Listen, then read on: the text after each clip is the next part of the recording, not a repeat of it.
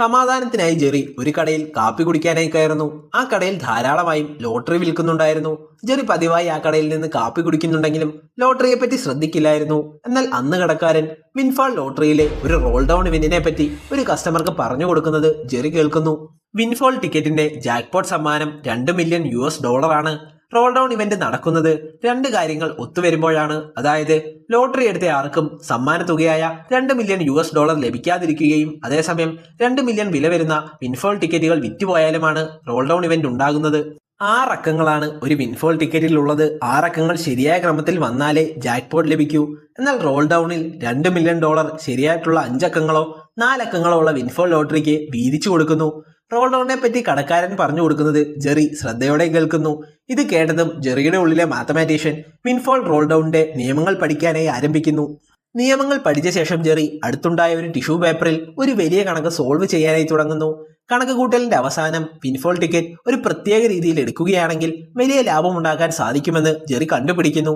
ആ കണക്കുമായി ജെറി ഉടൻ തന്നെ സ്റ്റീവിനെ കാണാനായി പോകുന്നു.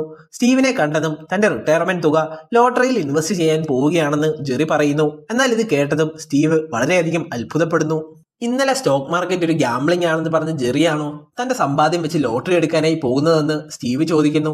എന്നാൽ വിൻഫാൾ ലോട്ടറിയിൽ ആരും ശ്രദ്ധിക്കാത്ത ഒരു പഴുത് താൻ കണ്ടെത്തിയിട്ടുണ്ടെന്നും അതുപയോഗിച്ച് റിസ്ക് ഇല്ലാതെ ധാരാളം പണം സമ്പാദിക്കാമെന്നും ജെറി പറയുന്നു. എന്നാൽ ഇപ്പോഴും സ്റ്റീവിനൊന്നും മനസ്സിലാകുന്നില്ല. അതിനാൽ തന്നെ ജെറി താൻ ചെയ്ത കണക്കുകൂട്ടൽ സ്റ്റീവിന് വിവരിച്ചു കൊടുക്കുന്നു.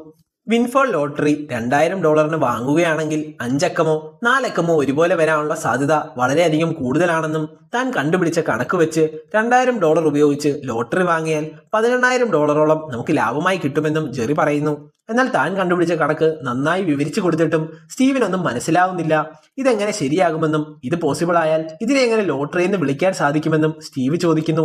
എന്നാൽ ഇത് കേട്ടതും സ്റ്റീവ് എങ്ങനെയാണ് ഒരു അക്കൗണ്ടന്റ് ആയതെന്ന് ചോദിച്ച് ജെറി അവിടെ നിന്ന് പോകുന്നു. അവിടെ നിന്ന് ജെറി നേരെ പോയത് ബാങ്കിലേക്കായിരുന്നു. ബാങ്കിൽ നിന്ന് $2000 ജെറി പിൻവലിക്കുന്നു. വളരെയധികം എക്സൈറ്റഡ് ആയ ജെറി 2 ദിവസത്തിനുള്ളിൽ താൻ ഇതിന്റെ ഇരട്ടി തുക ഡെപ്പോസിറ്റ് ചെയ്യുമെന്ന് ക്യാഷറിനോട് വീമ്പടിക്കുന്നുമുണ്ട്.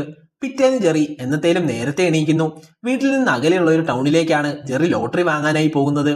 താൻ ലോട്ടറി വാങ്ങുന്നത് ആരെയും അറിയിക്കാതിരിക്കാനായിരുന്നു ജെറി ഇങ്ങനെ ചെയ്തത്.